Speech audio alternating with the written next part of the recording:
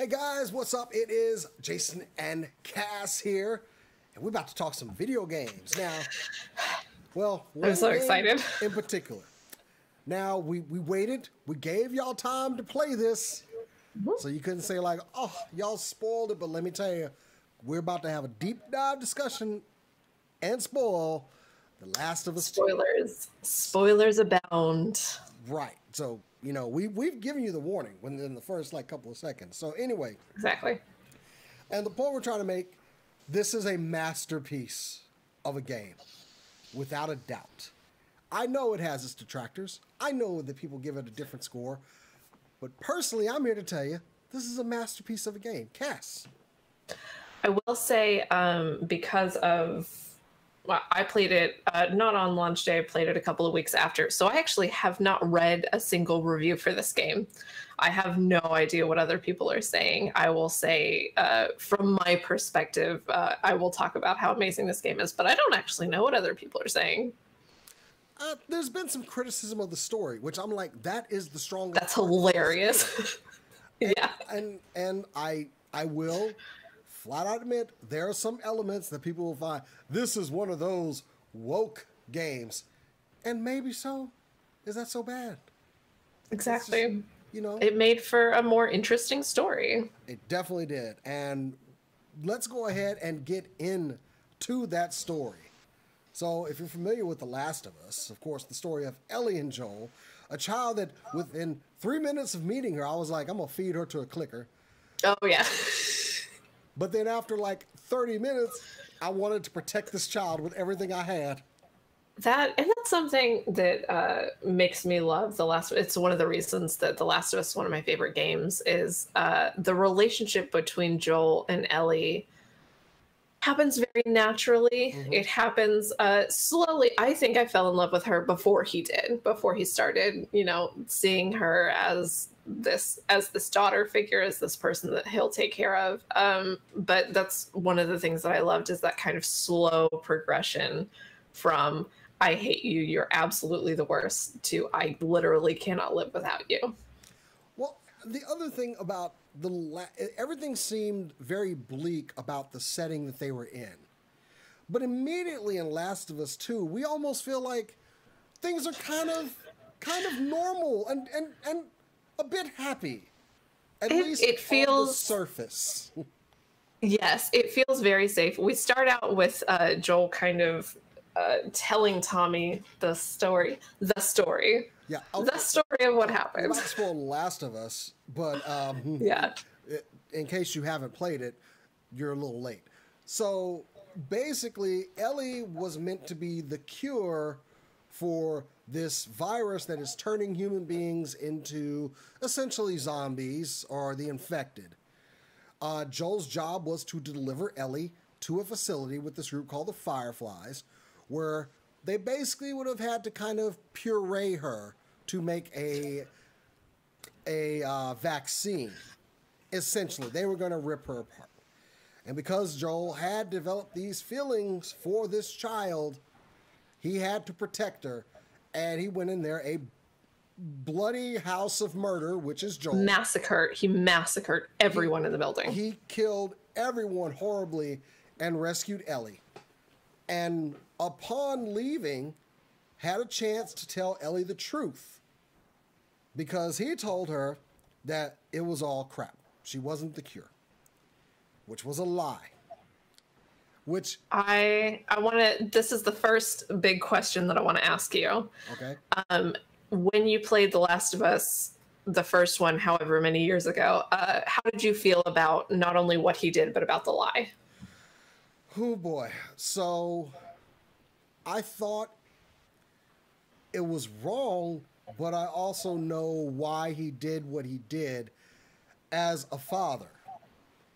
I don't care. But this, and yes, Joel kind of condemned the rest of the world for one child, and it kind of goes to that argument, the needs of the many outweigh the needs of the few, but he still made that decision.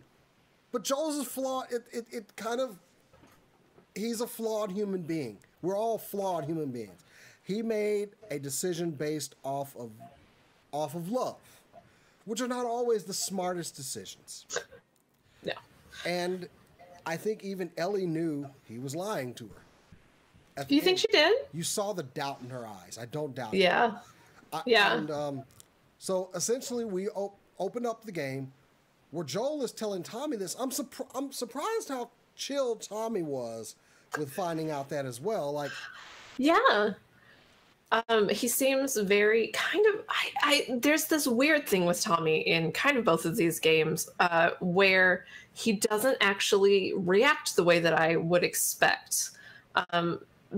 There's that big thing. And then kind of later in the game, he has this kind of laissez-faire attitude about everyone except for Joel. He seems to care a lot more about Joel than he does about his wife, and that's interesting to me. And that actually comes back to bite him in this setting. But exactly. The other thing is, it's really a question of what decision would you have made. Now, this could have solved a world problem. And this is where, and I'm going to hate myself for saying this. Joel made the wrong decision. I know why he made his decision, but it was the wrong one. He should have walked away. I know that probably would have been harder to live with, but consequences, there's always consequences to our actions. And I will, and I'll put that moral question to you. Did he make the right decision?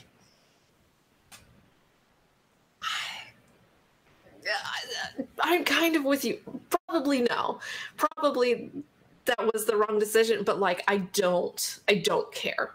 I don't care at all if it was the right or the wrong decision. And that kind of plays into both of these games, is that everything is morally gray. Everything is kind of, I mean, what should you do in that scenario? And maybe letting her die would have been the lesser of two evils, but it would still have been an evil to murder this child. Well, there was no way around it. There was no good way out of that.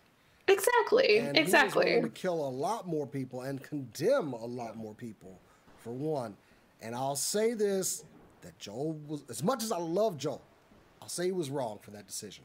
However, let's go ahead and get into the story, because then we do catch up with them. What is it, 5 years? 4 or 5, something like that, yeah. 5 years later.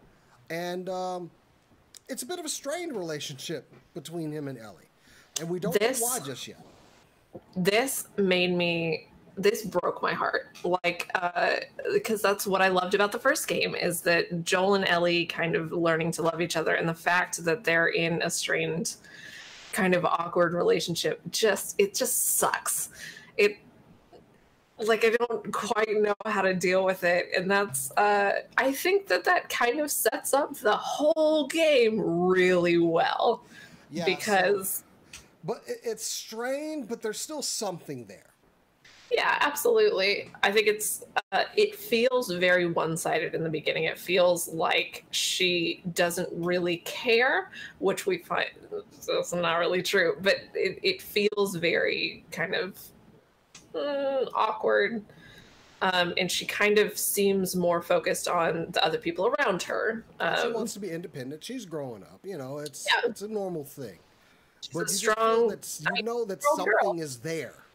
Something is wrong between these two, and you don't get to learn that immediately, which makes it even, like you said, even more frustrating. I've got to turn the camera back on too. Well, let's go through. You go through a honestly boring. I don't know, 40 minutes. You go around with Dina, who I don't care about. Dina is Ellie's love interest in the game. Who's kind of competent for the situation that she's in, but still just something about her I just don't like. She seems too careless, like she's grown up too soft, but she's about the same age as Ellie, so she should have been exposed to everything that she had been as well, you know? And when they're in Seattle, they talk about like their first kills, blah, blah, blah, but she's still, and Dina killed somebody younger when she was younger than Ellie, because she killed somebody at 10, and Ellie's first kill was at like 14, I think. But yeah, there is that kind of soft, and I'm wondering if that was because they knew that we would low-key kind of abandon her in Seattle, and that you had to make sense why Dina wouldn't go out, if that makes sense. Well, after we get past all of that, The intro stage. well, in this 40 minutes, we also meet Abby. Abby is a jack piece of beefcake. I'm gonna go ahead and just say that about her right now. Like, did you just? Did you? Okay. She could step on my throat, and I would thank her for it. Like, she's strong and she's kind of cool. But like, I was like, "There's something wrong. There's something wrong." Because of the way we meet her and her group. They are at the town where Ellie and Joel and all the other survivors live, and they have been trekking a while to find this place. Yeah. And when they find it, Abby immediately becomes very agitated. She is focused, and you're like, oh boy, already they're there for revenge. Yeah. And they're talking about somebody, and you kind of know, like, ooh, who could they possibly be talking about? I got a few ideas. Yeah. But then you start to have to play as her. And it was really hard for me to play as that character because I knew they were the enemy. Yeah. And I'm just waiting for that knife to come out of nowhere and twist right in me. And right when, because you go through the section where she's kind of running away from the infected. I think it's the first time in this game. There's a lot more times in this game of running away, which I thought was really, really interesting. Yeah, where you're just like, okay, we gotta go. Yeah. There was a lot of And the minute that two men kind of help her out and she asks their names, and you see her when Joel says his name, or when Tommy says that's Joel, she snaps to attention. And there's something very military about her, which I thought was really interesting as well. Very driven, just really no nonsense. And yeah, when she met eyes with Joel and actually looked, I was like, this is bad. I knew. So they end up saving Abby. Yeah. And she offers them shelter back at the place her group is holed up at. Now, and we warned y'all, spoilers. Yeah. But as soon as Tommy and Joel enter this room with these people and they hear their names, and Joel was always very aware of things. And you could even, kudos to the voice actors and everything on this, because they made that feeling of uneasiness. Because as soon as he is in the room with them, they strike. Yeah. And I'm just going to say how brutal it was. She took a shotgun right to his kneecap, and it just Swiss cheesed his knee. And at that point, you just know. Is that it? Is that the moment you knew? Because he was so maimed at that point. Mm-hmm. And I was like, no. Because I was scared that he was going to die since 2017. I went back and I watched the video. When I think it was at the announcement PlayStation event in 2017. Ashley Johnson and Troy Baker, who voice Ellie and Joel, went on stage. Again, I don't remember if this was the announcement for the game, but they went on stage and they sang Johnny Cash's Wayfaring Stranger. Oh, God. And it was absolutely beautiful, but Troy, as Joel sings a verse that I'd never heard before, where he says, I'm going to be free from earth's trials. This body rests in an old churchyard, and I'm going to see my savior. And I was like, oh, he's going to die. And I was like, I've been scared for literally 3 years. And then I see him take that shotgun to the knee, and I'm like, this is it. And to Joel's credit, that tough old bastard, he was tough until the end. And you're just like, he's not going to. But the fact is, I mean, at that point, you knew Joel was going to die. But she did, the character Abby, she wanted to brutalize him. And I knew something was wrong when they didn't kill Tommy. But she, beat him to death with a golf club. And we see, because we switch back to Ellie and we feel her panic. Someone tells her that Joel went missing. And we feel as she runs to his side, we felt her panic when you're on the horse and you're running as fast as you can. We felt her panic. And Joel's death scene was one of the most brutal things I think I've ever seen in a video game. And that was the thing. I mean, they hit you quick and hard with this one. Like, though his death dragged out, yeah, it was really quick in our time. Yeah, we knew it was going on, and basically Ellie busts into that room, and when she was begging for him to get up, this is her father figure. This is her hero. This is this tough son of a bitch that she has known for all these years. And she's seeing him at his weakest moment. And she sees the final blow hit. And at that point, I knew this was something Joel had done. I didn't know what it was, because they didn't. Really? Huh? I said that, but I also said Joel has probably killed a lot of people. So there's literally no telling what this could be for. I've got a couple ideas, but, and my wife and I, she was sitting next to me, we were watching this go down, and we were just like, whoa. And I think I had to, after the funerals, I had to kind of take a little break, just a little break from the game. Same. Like a day. I took a day off. Yeah. Because, same. Wow, they killed one of the main characters of the last game in basically the first 40 minutes. Yeah. Way to make a point, Naughty Dog.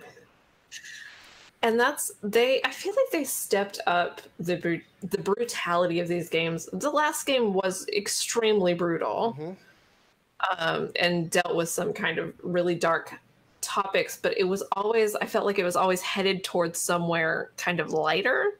And this game does not feel like that. This game feels like it is heading towards somewhere even darker, and that's with them killing Joel in the first, couple hours of the game. Discussion, yeah, absolutely, because absolutely, of course, we move into Ellie wants revenge. She is going to, and that old saying, if you go seek revenge, dig 2 graves, But she leaves with Dina to go find Joel's killers, which to me just seems crazy, really, in this landscape. Like, there are bigger worries right now, even though, that's, you want to kill these people. But this I get Ellie. No, I get Ellie wanting revenge. I really do. I get it, but I also understand, like, Tommy's wife making the decision, like, no, this ain't going to happen. Yeah. And honestly, it is, and this is going to play in the game, where does it end? But they go searching for Joel's killer.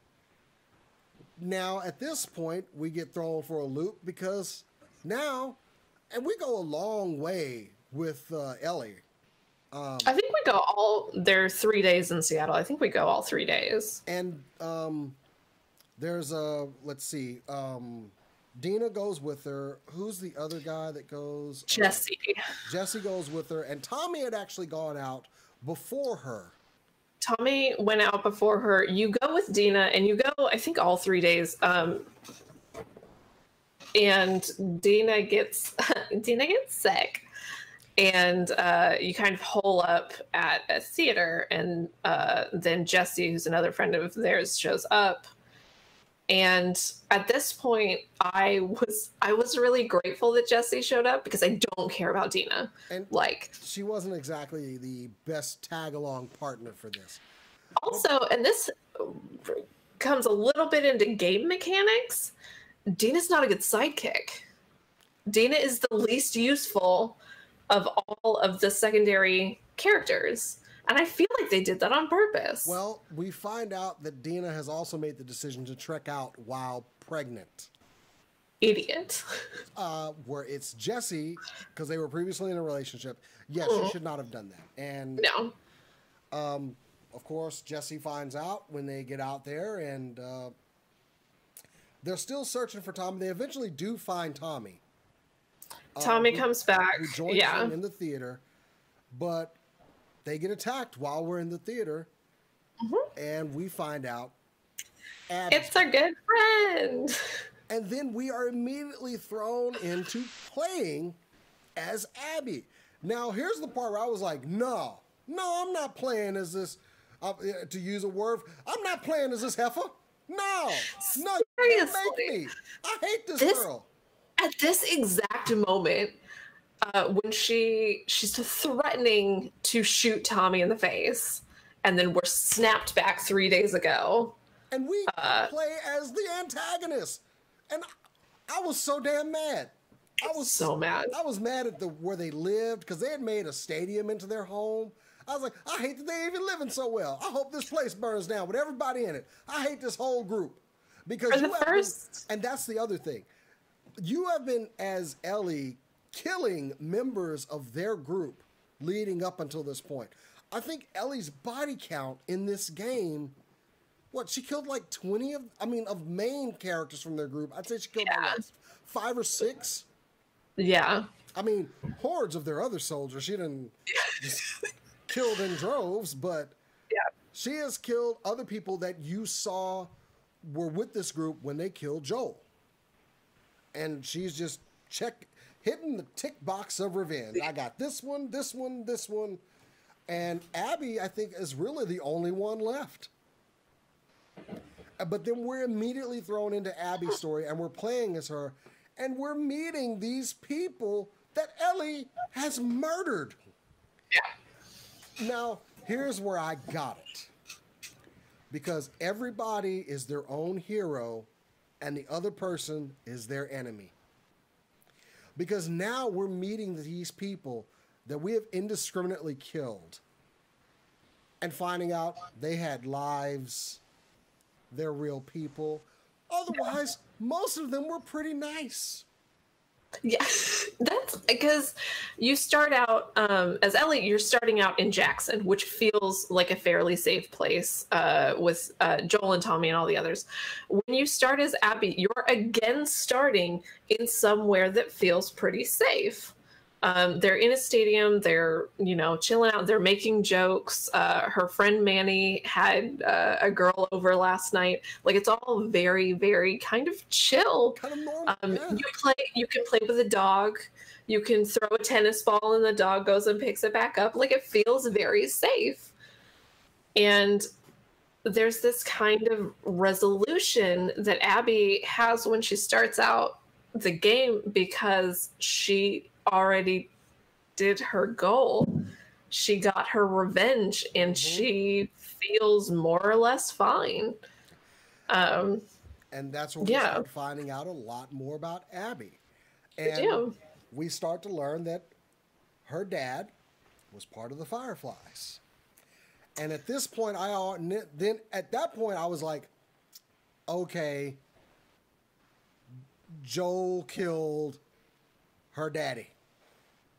And it turns out her dad was the doctor in the last room with Ellie laying on the table that at the moment that I did it, I felt pretty good about it in Last of Us 1. I did. I was like, hey, sorry, you're in the way. Bam. Yeah. But you also find out that was a real person. That was somebody that had a life. That was somebody that had a child. Joel was there to rescue what essentially was his child, whereas he killed her dad. He blew up her world. And you start to see this motivation for revenge. Abby has trained for this. She is ready to kill the man that killed her daddy. Yeah. And this is her drive through her life. And that's the big, you see her post-revenge, and she seems fairly settled, but in a lot of ways, it's ruined the people around her. You talk to Mel, the pregnant one, and things are definitely tense between the two of them, and a lot of it has to do with what Abby did and how like brutal she is. And it's just it shows a context for everything that Ellie could go through if she completes this kind of revenge quest. And it's so interesting to me, not only providing context for the people around her, but providing context for what she could become if she goes through with this. I will say I didn't really get invested in Abby until Yara and Lev, the two cult members These that are are running the away. Scars, or well, they called them. They had another name. Seraphites. The Seraphites, yeah. Yeah. I know. And The cults. They're cults. It's a cult. But they all had scars on their faces that they were self-inflicted, and Jokerification. And as you play more as Abby, you actually see her motivations, and you understand that she's not that bad of a person. And that's the thing is like, and this is something that I did hear about the games, and it was after I played it, which is good. So Ellie's playing The Last of Us 2, and Abby's playing The Last of Us 1. She runs across a child that needs her help. She betrays everything that she's ever believed in to help this child. And that's exactly what Joel did in The Last of Us 1. And the fact that they made the parallel between Abby and Ellie a little bit, but really between Abby and Joel, that parallel messed with my mind. I got that too. They both share kind of that just freaking rawhide leather toughness in a person. Yeah. Like, and that was something we're going to get into the playthrough. When you're playing as Ellie and when you're playing as Abby, it is decidedly different. Yeah. Abby is much stronger and will beat a clicker to death. Yeah. Literally. Whereas, Ellie is a bit more crafty, pulls out the old switchblade, She's a lot more cunning. But, yeah, you're right. If there's anybody that bears a resemblance to Joel in this game, it's Abby. Very tactical-minded, kind of very, very survivalist. So, so you're kind of playing catch-up to Ellie at this point, who's been just running amok and killing these people that are... Now Ellie's killing more people that are precious to Abby. Yeah. And you start to hear, as you're playing as Abby, you start to hear kind of like something's going on. Somebody's killing people. There's a sniper on the marina, like just little things here and there that a couple of times I didn't actually connect it. When they said that there's a sniper on the marina, I was like, I don't know. Bummer. Like, I don't know who that is. And you start to feel this kind of creeping dread that something is going to go wrong for Abby, who you are starting to care about a little bit as she's taking care of this teenage boy. At what point did you start to feel some guilt, though, when she was discovering her dead friends and finding out that they had died, and you were like, oh, I happily killed those people just a couple hours ago in this game? And I actually started to feel like, and I could get into like the whole thing about in the military, when you are in combat and you have to take a life, but you don't think about you're taking away everything this person ever was, everything they're ever going to be. So, but you can separate yourself. In this game, you are fine. It's making you see these people's lives before you took them away. And I felt real guilt because they were just people trying to live their lives too. Yes, they were motivated. And that's the other part of it. Wow. It seems like you said, Abby felt at peace, but the more of her circle that died, she was less at peace with it. And I think this was the moment that really defined this character for me, is when Mel, the pregnant one, Owen's girlfriend, that Owen's the one that Abby has sex with, which, like, please stop putting sex scenes in video games. Please stop. Every time they had a sex scene in this game, I was like, seriously, is there another place y'all could do this? Like, it is not safe. Just like not do this right now. Aquarium was safer than, where Dina and Ellie did it. I was just like, yeah. Like, please stop putting sex. I felt like a Zombieland rule had to be made about this. Like, if you're gonna have sex in the zombie wasteland, you know, make sure it's a deadbolt lock. I don't know, you know, that's just me. That and the other thing that makes me just not be able to deal with this is actors in video games wear motion capture suits, mocap suits, the black ones with the little balls. Imagining Laura Bailey and the guy that plays Ode. They laugh the entire time, but I mean, hey, that's acting. So, you know, kudos to them for getting through it. But I'm pretty sure they were laughing the whole time. Anyway. But the moment that defined Abby, in a lot of ways, is when Mel, her friend, tells her that she's a piece of shit. And that kind of her realizing that the bad that she's done in the world far outweighs the good. And her kind of, I think that's the moment when she says, okay, I'm going to do whatever I can to help this boy. And I don't care about anything else. Like, I'm done. And I think that again, is what connects her to Joel in a lot of ways. There's a moment in The Last of Us 1 where Joel goes, okay, I'm done. And let's talk a little bit about how her and Lev meet up. So, Abby watches the Seraphites are getting ready to kill this girl. Turns out that was Yara. Yes. Yeah. So they're getting ready to kill Yara. And what's one of the most brutal hammer scenes I've ever seen, where they smash this girl's arm with a hammer just like repeatedly. But Lev rescues his sister, launches a couple of arrows, saving Abby's life too. But Abby really starts putting her own on the line to rescue his sister and Lev. Lev seemed to be doing okay, but I don't think he was going to make it. And there's the moment. And she does make the decision to go back for them. She makes sure that they're safe and then leaves and then comes back and makes sure that they're going to be safe. Because of that injury, which that's a severe, gonna kill you injury. Yeah. But she even goes against, and this is where you said she went against her own group just to get medicine for these people that she had just met. Yeah. This act of kindness really redeemed, like I'm pretty much with you. This is where it redeemed Abby for me. And her own group was about ready to kill her. And she was willing to go there. So, yeah. Yeah. But this game, and this is where I say this game is just kind of all kinds of gut punches, okay?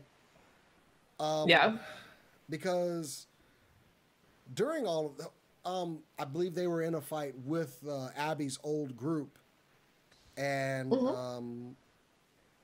well, we learned that, let's talk a little bit back to Lev. I'm sorry. Okay. We find out Lev is transgender through the writings and everything. They don't just tell you about it in game. You kind of have to discover it.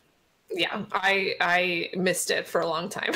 And and then I was like, oh, he has kind of a high voice for a boy. And then I was just like going on, and then I was like, oh, that makes sense. Yeah, I was like, hasn't hit puberty yet, so they're gonna have that high pitched voice. But then in the end, you find out that Lev had actually left the Seraphites because that's apparently a no-no with them. Yeah. And he really felt that he wanted to go and rescue his mom. Because even after all these horrible things and being thrown out, he still had this love for his mom and thought he could change her mind and get her to join them, come be a family again. So Lev goes off and leaves. And Yara and Abby, I hated Lev at that point. Just like, keep your ass here. I was pissed, but also like, I kind of get it. I don't know. I get it, but also I was so mad when he left. You knew we were going to have to go to the island, though. You absolutely knew that that had to be done. We could have avoided it if he had stayed still. But anyway, you go and you have to. Now Yara, with this broken arm that's still healing, have to go and rescue her dumbass brother. You know, I will say that was maybe my favorite sequence of the game, though. I loved the island. I love the part of the island. I just hated the whole reasoning why. Yeah, I get that. It was so frustrating. I'm like, we could have been safe. But anyway, you go and this is where this game just really gets tragic. You start, you know, killing Seraphites, and you know where Lev is, and you get there, and he's had to kill his mom. You came all this way. Yeah, that broke my heart. I felt so bad for Lev. Honestly, though, that was very sad. I know. That is nothing to me. That is nothing compared to your face-off with Isaac and Lev seeing his sister die. That's a whole other thing. Yeah, and then, but with all of this, during the subsequent fight and everything, Yara is killed, and very quickly too. Like, there's no. Yeah. It's boom, she gets shot and she is dead. And it is assured. So you've risked so much at this point to no reward. No good deed goes unpunished, you know? And then you get off the island and again, no good deed goes unpunished. You get back to the aquarium.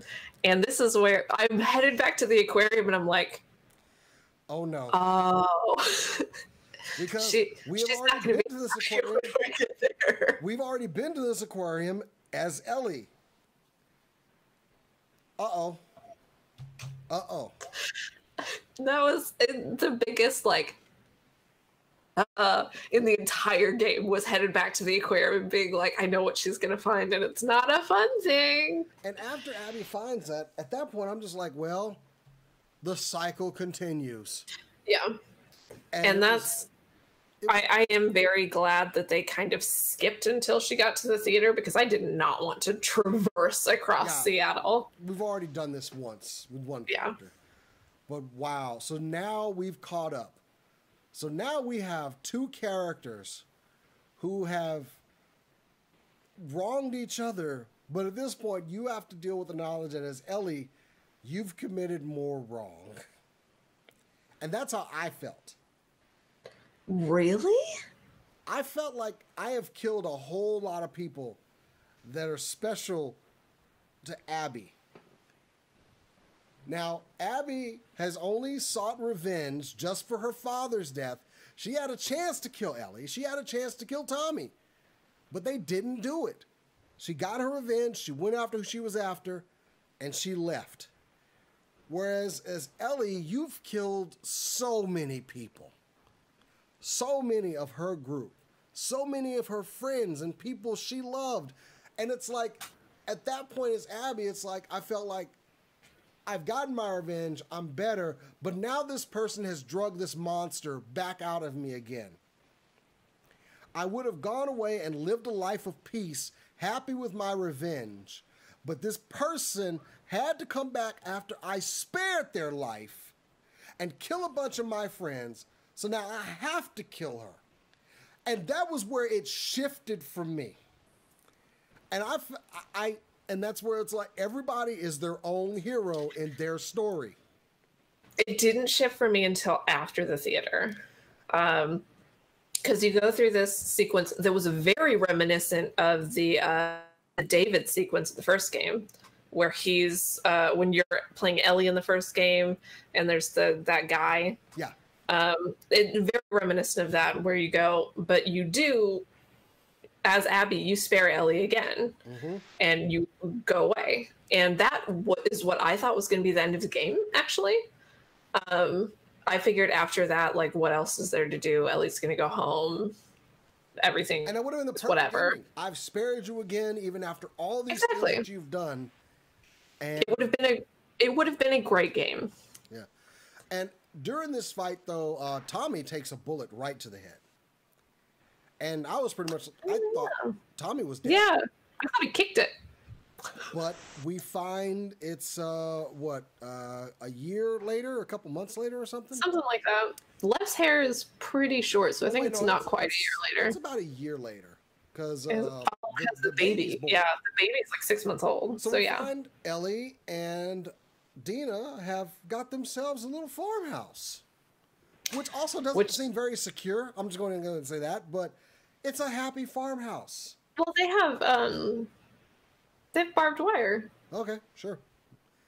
I don't know why they moved away from the town, but anyway. You know why they moved away from the town. Yeah, probably because they weren't welcome back after all that. Yeah. But anyway, they've got a happy life, but Ellie is still tortured by everything. Suffering from some severe PTSD. Yeah. And that she failed to do the thing she set out to do. Yeah. And Tommy comes back, and you find out Tommy lived through that gunshot, but he ain't doing so good.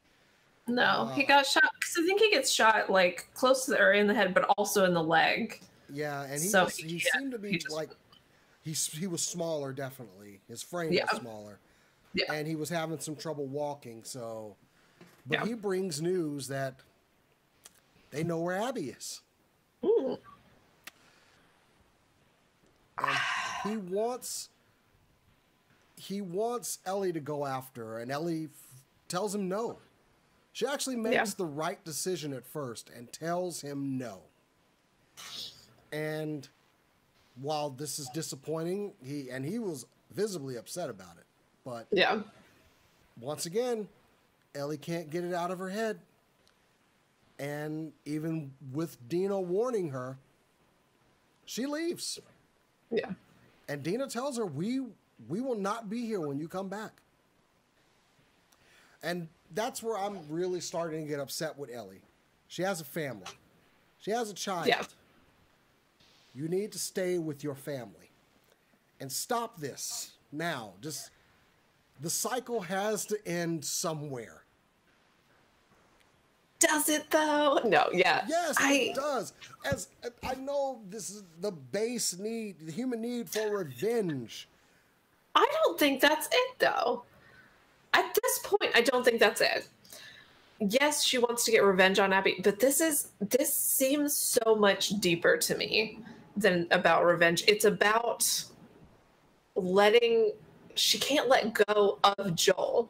And in a weird way, the last thing that she has to connect to Joel is the person that killed him. And I think that kind of drives her. She's not going to be able to move on. She has a panic attack in the barn because it's not Abby's face that she sees. She's not focused even on Abby. She's focused on Joel. And that makes so much more sense to me than a revenge story. So Joel is haunting her. Okay, I'll go. Yeah. All right. Well, and so she goes and does my least favorite sequence in the game, which was when you're in the compound. Because she goes, Abby got captured by... Well, let's get into that. We catch up with Abby and Lev, and they are, at this point, the new Joel and Ellie. And their interactions are so sweet. Yeah. Yeah, they're jabbing at each other. It's very adorable. They are the new Joel and Ellie. And during their search for where the Fireflies went, they get captured as well by a group that are cannibals. Were they cannibals or did they just enslave people? They just enslaved people. Okay, yeah. So. They just enslaved people. Like, whatever. They just like let them turn into infected to guard their camp. It's like no big deal. So another horrible group that also Ellie runs afoul of. Hey, and gets the my favorite weapon in the game. The automatic, the assault rifle. Oh yeah. Yeah, it's a new game when you play with the assault rifle. It's like, I need to upgrade this thing. No more sneaking around. We're just going to mow down everything we see. And Ellie goes to this compound, which is also a dumb decision. She goes up against all of this a veritable army to steal, because she cannot get it out of her head. Yeah. This was the dumbest decision in the game. I'm going to go against this whole freaking compound of people. There were like 50, 60 people. Yeah, the minute she gets stabbed in the side, I was like, okay, no, Ellie, you're stupid. And wow, amazingly, she is successful, because let's give her some credit. Ellie has gotten good at killing. She has. But you find out that Lev and Abby have been there for a while. Enough that Abby has been basically hung up on these pikes, kind of like crosses, and to die. And Lev, you actually rescue Lev, and Lev tells you, and this is where I'm like, this is kind of dirty on Ellie, because, oh, you know Abby, huh? Oh, where is she? Yeah. Like, she uses Lev to get to Abby. She uses, yeah. Well, Lev was also strong. It was a couple of the other people, but yeah, she rescues some people in order to get to Abby, which is messed up. And oh yeah, Lev was up there with her. That's right. Yeah. Oh, okay. But you start to wonder at this point, because she cuts Abby down. She helps her out of the compound, her and Lev. She gets them to a boat to leave and Abby at this point is very much emaciated. Yeah. She's lost her muscle mass, and it's like, how long was she there? And well, they didn't feed her, you know. So she looks weaker. And even after she helped them out of that compound is literally burning 50 feet away. People are screaming, infected, or running and killing people, and Ellie still can't let go. The fight on the beach. It was the hardest point in the game for me. Like, I was like, why? No. I hesitated. Like, in game, I hesitated. Yeah. I was like, Ellie, I couldn't. You were almost there. Yeah. And they have one of the most brutal fights I have ever seen, which they both end up maiming and scarring each other. Abby bites off Ellie's fingers. 2 of them. It's... Even Abby at that point is asking her, no, we can just please stop. Yeah. Yeah. We don't have to do this. Because she just wants to get Lev out of there. Yeah. And that's the biggest thing. I don't even know how to... This is essentially, you start off the hero and end up the villain. And I think that I don't know that that's the point of the game as much as what you said earlier, which is everyone is the hero of their own story. And kind of knowing that everyone has a different perspective. Yes. And everyone has the biggest, even more than their own perspective, everyone has their own reasons for doing things. And Tommy, to me, wants revenge, and Ellie, to me, wants to not be haunted anymore. And it's, I know that this is something that happens kind of a lot in video games, but she goes through several distinct phases of grief, and kind of culminating in most of the game is anger, obviously. It's a video game. She's pissed off for a lot of the game, but it kind of culminates in her just sobbing on the beach. Just hitting that depression stage as hard as you can. And let's finish it off at the point where she has Abby dead to rights. Yeah. She finally lets them go. And she is left with nothing. And goes back to the farmhouse. And there's nothing. Dina is true to her word. Left. And now she's alone. She probably can't go back to the compound. Dina's gone. She's been maimed. She's lost 2 fingers. And she is like, that is the end. I mean, as far as Abby and Lev, they leave and we don't see them again. But just a game that at the end, I did not feel like, and then I was just left with some sad singing. There's a couple of things that I want to talk about. Go ahead. So the Joel memories, right? As we're kind of going through the story of how Ellie found out what happened with the Fireflies. Oh, we totally missed this. Yeah. Yeah. We found out why she was upset with Joel. Yeah, but we find out that she was upset with Joel and basically told him, I'm never going to forgive you. You're dead to me. And then a couple of years before that, she went back to Seattle and found out the truth. And Joel chased her back to Seattle. Yeah. And she demanded the truth from him. And he told her. And wow, that part broke my heart. Because this is where she just didn't want to have anything to do with him anymore. It in a weird way, it pissed me off. Because I knew that we had a limited time with Joel, because he's dead.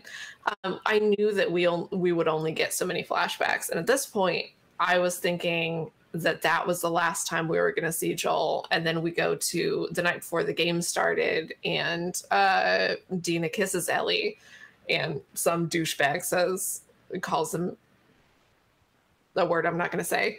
And Joel punches him and she says, "I don't need your help, Joel." And I thought that was the last time we were going to see Joel. And I was pissed.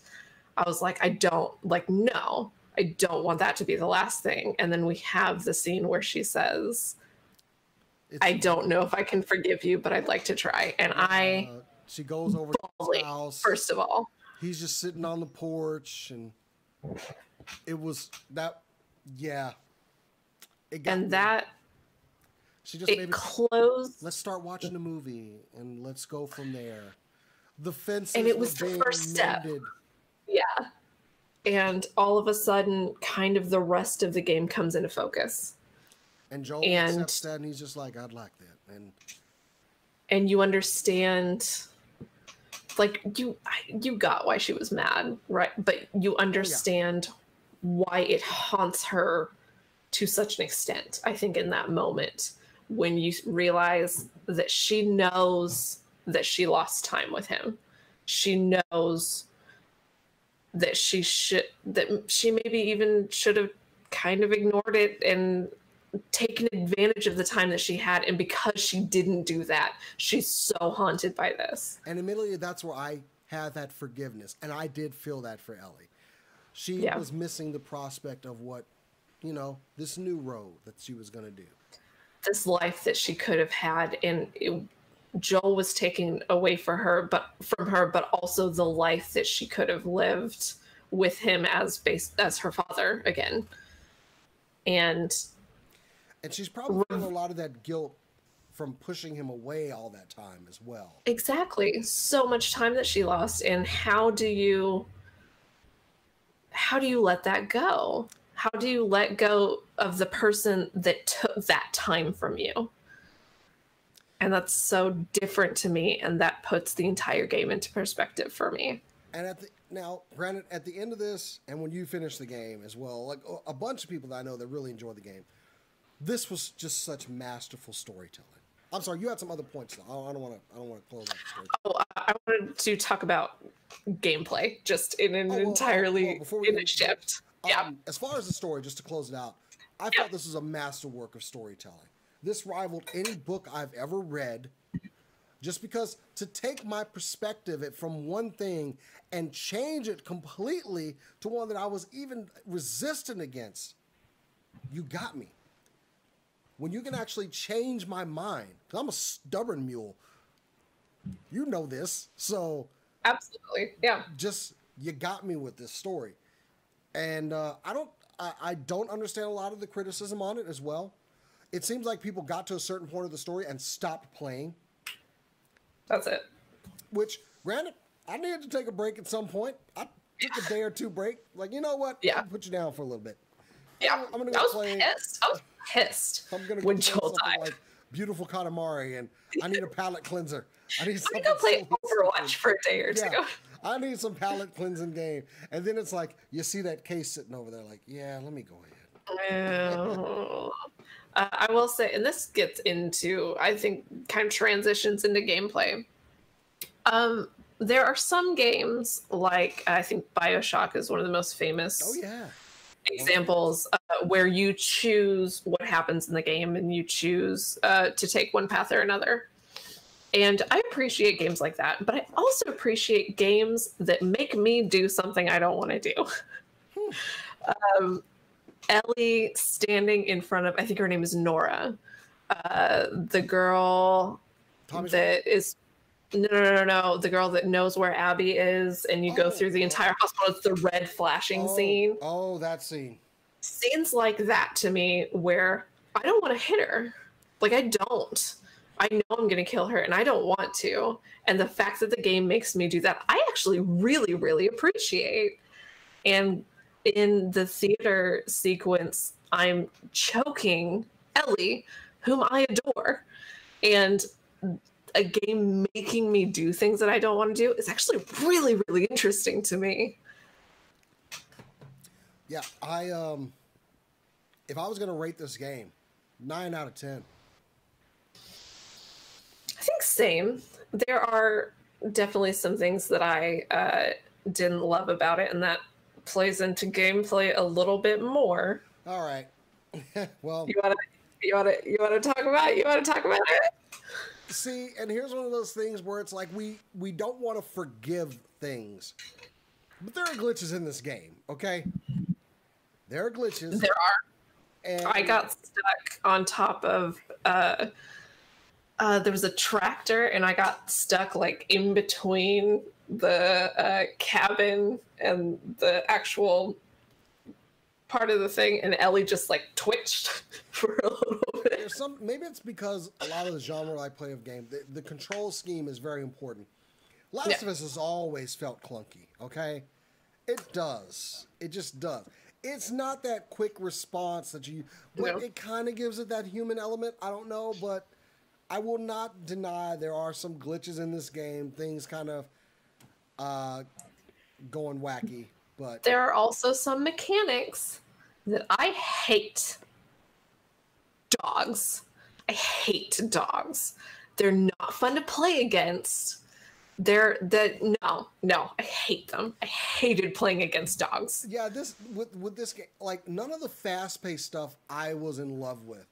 Yeah. The stealth stuff, shooting stuff from a ways away and silently, where I don't have a bunch of them rushing at me, because anytime you get things rushing at you in this game, it's like, well, we're all gonna die now. Well, exactly. The mechanics of this game do not, Ellie might be good at shooting something, but it's not like she's going to do like a 360 backflip and kick someone in the head. So I never did like any point where we got to, you accidentally like jump through a window or something that you didn't mean to. And and all of a sudden you have, 4, what are they? Shamblers, the new one, the thing that throws poison at you. I hate, we'll get into them all. Hated them. Gameplay is clunky, but I think it's as it should be. I don't like it, but it's as it should be. And I do think you're right. I think it adds that human element to it, but I will go to the grave. I hate playing against dogs. If you're overwhelmed in this game, you're going to die. Okay? Yeah. Typically, and there were several times where I just died over and over and over and over again until I found an exit or something. Now let's talk about some of them things that'll kill you. The infected. The infected, we have, I think... The look. Let me just say, I hate the look of all of these creatures. I hate them. I hate zombies. Just die. Anyway. I actually love clickers. No. No. The look of clickers is really interesting to me. I'll tell you, look, I'm going to tell you right now, if I'm anywhere in a darkened area and I hear that sound, I am alert. Frightened, I hate that sound. Okay. I had a friend that had it as their ringtone, I would kill that friend. and you just anytime. I would smash their phone. Or I would ask them, change that. Change it immediately. But There's a new one called Stalkers that I never found my footing against. At no point was I comfortable facing off against these things. I just hated that you would see them peeking out at you. Yeah. The thing was they would ambush you. And you would hear them moving around in the dark, or you'd shine your light over there, which would be a convenient time for your light to go out as well, and you have to shake it to get. And but they would be like peeking at you, like, I'm waiting for you to turn your back so I can rush at you like a cheetah. Yeah. I hated those things.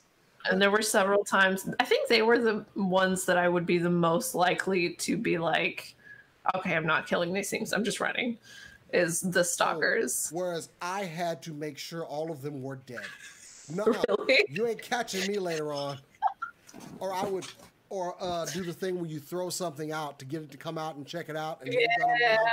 But no, I did not want to leave any of those behind. I might leave one behind in game, and it'll show up when I go to my garage in my house. I'm not gonna do it. I'm gonna make sure it's dead. Those. I hate all the creatures in this game. The regular ones, hey, they run at you, they scream, you kill them. Yeah. Let me tell you, clickers though, when you got the shiv ability, and you can kill those things right away. Did you ever have a point in the game, and I think I don't know if I had this in Last of Us 1, where you would creep up on a clicker to shiv it, and hit the button to shiv and realize I don't have any shivs left. And at one point, because they turn around and do that, Yeah. and they're right over your head, but I sat there and made a shiv to kill this thing. That's amazing. But I don't think that ever happened to me because Ellie has her pocket knife, so you don't have to worry about it with Ellie. But Abby, you have to make shivs. That never happened to me. yeah, that was the most terrifying part of the game for me. Getting that close, I've stealthed my way all the way over here, and oh shit, I don't have any shivs. Like I felt at some point this clicker would actually eyes open up, like I see you, and then kill me. But yeah, I hate clickers. I just hate the big one. The big one for me would be I would have my bow out, and I would hit 2 in the head, and so they're alert now, and they're looking around, and I don't have any arrows left, and I'm like. You got it. Better be quiet. Yeah. Oh man. The next new one. Well, we got the Shamblers. They're back in the game.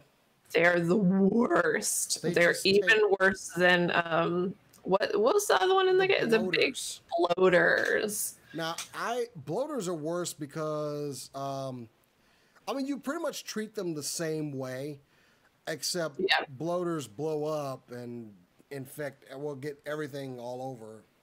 Yeah. But they are the tanks of the game. They're the ones that they're going to use up all of my damn ammo, and you don't want them to get any close to you. You don't want them any closer to you. Yeah, the shotgun was very good in dealing with them if I had shells. Yeah. The shotgun's one of my favorite weapons, and I would use it on other things just to watch them fly. And then, well, I wish I had saved like 5 or 6 of those rounds for this thing. Yeah, that would have been nice. Yeah.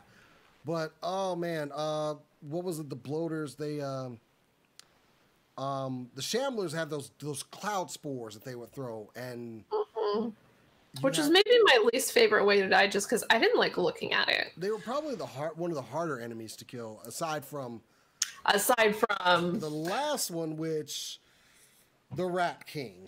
The Rat King. Ooh, okay. Did you kill it? It's that point in the game where you find, what's this? I got some life. I got a bunch of stuff to make bandages. Scissors, this is like ammo. Something's about to go down. And they're like, oh, this is where like originally Seattle got infected, and I'm feeling like something's wrong. And yeah, it consumed other infected was the other thing. It's made up. It's like a hot dog. It's all of the creatures mixed into one. So it just with a bloater. Okay. It had a bloater base, and yeah, it just arms sticking out and everything. Oh man, and yes, I am including pictures along with this, so Ooh. take a look, Okay. people. Okay, Jason, did you kill it? Oh, I murdered that thing. I had to. Okay, me too. I had to kill Apparently, you could run away. You could just run away without killing it. Yeah, a couple of my friends did that. No, I did not want that thing to exist anymore. This cannot live anymore. I have to get rid of this thing. So yeah, I had to kill it for everybody else. But I question if killing, well, no, it was the originator. There's no way it's not like killing the head of a Hydra or something and all of the other infected. No, this isn't Independence Day. I know. I wanted it to happen. Mothership. But that thing was great. Oh, it took me forever. Designers on this, man. Wow. I hated the design of these creatures, and for that I thank them, because you got me. Give me nightmares. Yeah. But I have to say, overall though, and this is why I'm giving this game a 9 out of 10. I've yet to play the perfect game, okay? Everything has something with it. I don't know what the perfect game will be, but maybe God of War. Honestly. God of War 2. Yeah. God of War is close. God of War and Spider-Man cracked the 10 out of 10 for me. Just because Hollow Knight for me. Oh, okay. But it's an entirely different kind of game. Yeah. But then getting back to Last of Us, I still say this is a masterpiece, and this is a game that's only going to come by every once in a while. Yeah. Now, for you, did it exceed Last of Us 1? No. No? Really? No. Because there's my 10 game right there. The Last of Us 1, and this is... I'm not saying anything bad about this game. I'm saying my personal preference. One of my favorite types of relationship to view in any kind of media. One of my favorite types of relationships is surrogate father-daughter. I loved Buffy for that reason. I love just any kind of that type of relationship. That's something that I enjoy watching. And so I don't know that it could have beat The Last of Us 1. At least Last of Us 1, I walked away from that game. All right. I'm kind of happy. Exactly. 2, I just kind of felt like, well, I did it. I think I'm going to go have a drink now. The story, honestly, I complain about the gameplay, but the gameplay, the characters are all so complex and wonderful, and I love them so much. Also, if just for a brief second, I'd like to talk about the casting. I don't think that I would have loved Abby as much. I don't think that I would have been interested in her if she wasn't played by Laura Bailey, who is an absolutely stellar actor. Also, everybody out there going after Laura Bailey for a character she played, you ought to be ashamed of yourselves, okay? Seriously. Yeah. She's an actress. This was ridiculous. This is a story. Why are you going after this actress? I hated people for that. And she's an absolute sweetheart. She's an amazing human being. And yeah, go watch Critical Role. Go see how amazing a person this is. I don't go punch Robert Englund in the face. This is for all those teenagers. Come on, man. It's a story. Go outside. Even if you do hate a character, I hate Joffrey, but Jack Gleason is a lovely young man. They're actors. This is not real. And it costs $0 to not be an asshole. And Laura Bailey is wonderful, and we will end with that. So back to your cast though. Back to your. Yeah, it's just she was amazing. Ashley Johnson was stellar in this game, and the rest of the cast. Honestly, I don't think I would have chosen anybody else for these roles. Even the characters that I don't like as much were fantastically played. Everyone and well animated. So well, just yeah. And they didn't prep for this too, so that's they did. Yeah. And it's a stunning game. the environment, the characters. I don't think we can talk enough about that either. Like, it's just beautiful, and it should be. It was 100,000 gigabytes. I did love a lot of the setting, especially with, you know, nature kind of taking over again in a lot of these areas. Just, I was like, we don't really have anything to test, like how would that growth be, but I think this is a pretty good study of it. Just saying how quickly nature would, all right, no humans around, I'm just going to come back in here. So it was real interesting to see those. It is a beautifully rendered game. Those muted tones, though, kind of play into the story. It's not bright, it's not sunny, and it's all, but it is Seattle. It is up there, so, you know. The fire was really bright. When the entire island caught on fire, that was really bright. It was horrible, but it was fire. It was horrendous, but it was so bright and colorful. All right, so did we hit everything besides just... We hit everything. Have you played through the game again? Again? Have you played No. Okay, because I'm usually one of those types in a game where I need to upgrade all of my weapons to the maximum, so I will play through again, and I couldn't do it with this one. I couldn't do it. I started to, and I was like, I can't do this again. I can't. Honestly, I finished the game. I was bawling my eyes out. I like couldn't catch my breath. I was crying so hard. I switched off the PlayStation, switched on the Xbox, and started Shadow of War. Like, I had to immediately. I was like, I can't deal with this right now. Gotta get it out of my head. Yeah, I'm just gonna start playing another Troy Baker game, and everything's gonna be okay. I had to do it. Overall, I don't know if this is going to be Game of the Year, but it's definitely it's definitely a contender for it right now. I think it should, so far. Obviously, not all the games have come out. It's a hard one to kick off of the list when we do determine what is our favorite game of the year. And this might actually be it, but I'm just saying, if it somehow loses, it's going to be a hard loss. So yeah, I think it depends on Spider-Man. I don't know. Ghost of Tsushima. We got to try it. Oh, yeah, I haven't played it yet. But anyway, we'll close this one out. Thank you for joining us for on the topic of The Last of Us 2. It was a great game. I loved it. Amazing game. Yeah. In last question, do we want a sequel? Kind of. Because I want to see Ellie try and find Dina. Do you want that sequel to be Abby and Lev, though? Ooh. That would be fun. I think it could be a good continuation. Yeah. Yeah, I think I would like that. Ah, got her. We'll get it in another 7 years. We'll get the announcement 5 years from now, so you know. We'll get a teaser image. So set your watches, ladies and gentlemen, for whenever that comes out. My kids are in college and everything. I'm like, oh, I can play it all the time. I don't have to fix food for children. I can just play it.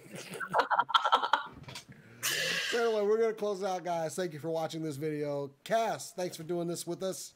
Thank you. Instead of us, you know, we're still trying to make it through the creeping darkness, but we can still enjoy a bit of our lives, and video games are life. Later.